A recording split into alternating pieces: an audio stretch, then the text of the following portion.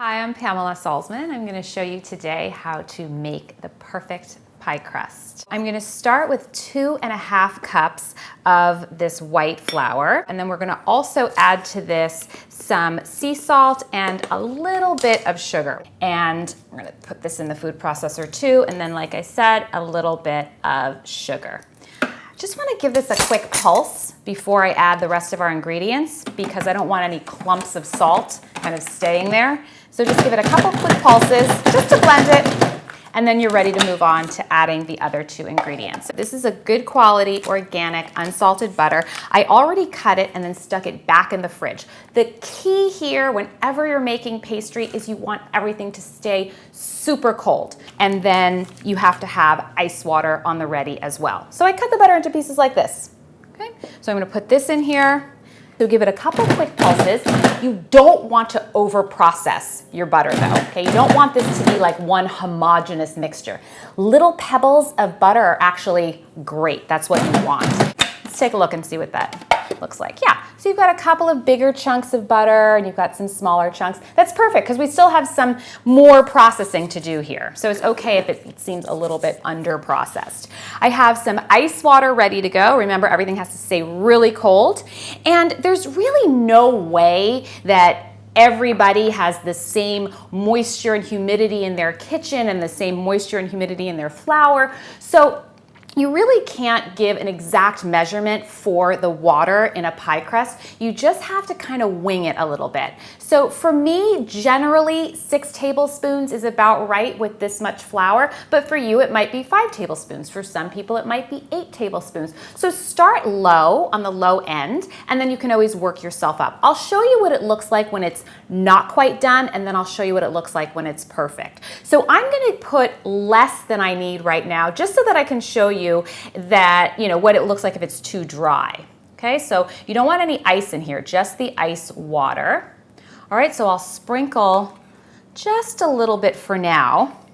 Let's give this a couple more pulses of the food processor. Pulse, pulse, pulse, pulse, pulse.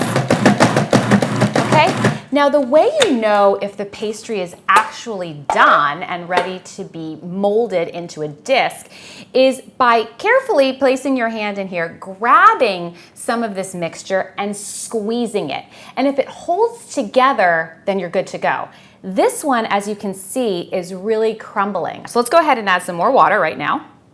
Okay, I might even add an extra drop. And then we'll do a few more pulses and see what happens. Okay.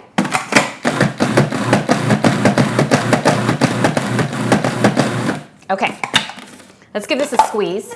Be careful because there is still a blade in here, all right? So just scoop and then squeeze this mixture together and see if it holds together. And this one's holding together really nicely. It's not wet, it's not sticking to my hands, the butter isn't melting all over the place, but it is holding together and it's holding its shape. So now I know that we're ready to move on to the next step.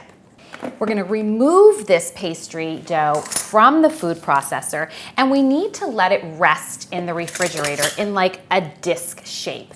The reason that we want to do that is because we need the gluten, that protein that's in the flour, we need it to relax. I'm going to wrap these in parchment paper, but if you think you're going to have to let it rest for more than, let's just say 30 to 60 minutes, then I would say wrap it in plastic wrap. Now, if you start removing your pastry and you cut your hand on your blade, do you know what you should do? What you should do is put your dough in the refrigerator and then take care of your hand. Because if you let this dough get too soft, I cannot help you. Squeeze this last little bit into a disc. Try and get them to be approximately the same size. I mean, it's not a deal breaker if one is an ounce bigger than the other one, but approximately the same size. And this is my last one. I'm gonna just squeeze everything together. Gonna wrap it up just like this one, and then we're gonna go stick this in the fridge for, a good 20 to 30 minutes at least, okay? And then we'll roll them out. Okay, we're back.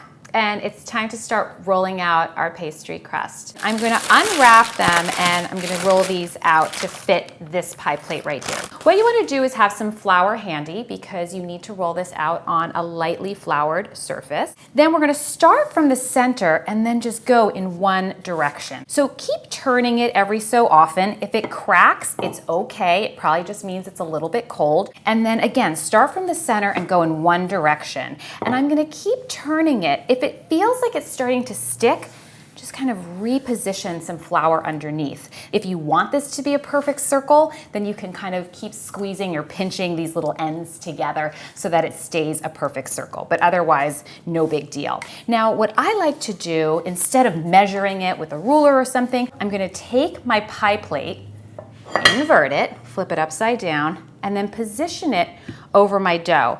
I think this actually does look pretty good. I might extend one area a little bit where I can see it's a touch thicker, but otherwise that does look pretty good to me. Okay, so this should work out really nicely. But now is the challenge is to get this from the countertop over to the pie plate. You can do a couple of things. You can actually roll your crust onto your rolling pin like that, and then you can transfer it. Or, if you want to, this is kind of the way I usually do it, is you can fold it either in half or in a quarter, like so, and then just lift it and put it here and unfold it right into your pie plate. I like to just fold my crust under a bit, just to the edge of the pie plate. Then you can start moving your fingers around and creating some sort of a finished edge. You can go like this. You can take your fingers like that and make an area where you can make an indentation and just move it around that way. This is the way I like to do it. I am not a perfectionist at all. I feel like the more homemade it looks, the better. So don't get too worked up about this, but if it's fun for you, then you can take your time and do some fun stuff. Then another way that you can do it is, like I said, if you want to grab a fork and then just press it on the outside of your crust, and then you can have, this kind of a look. Okay, perfect.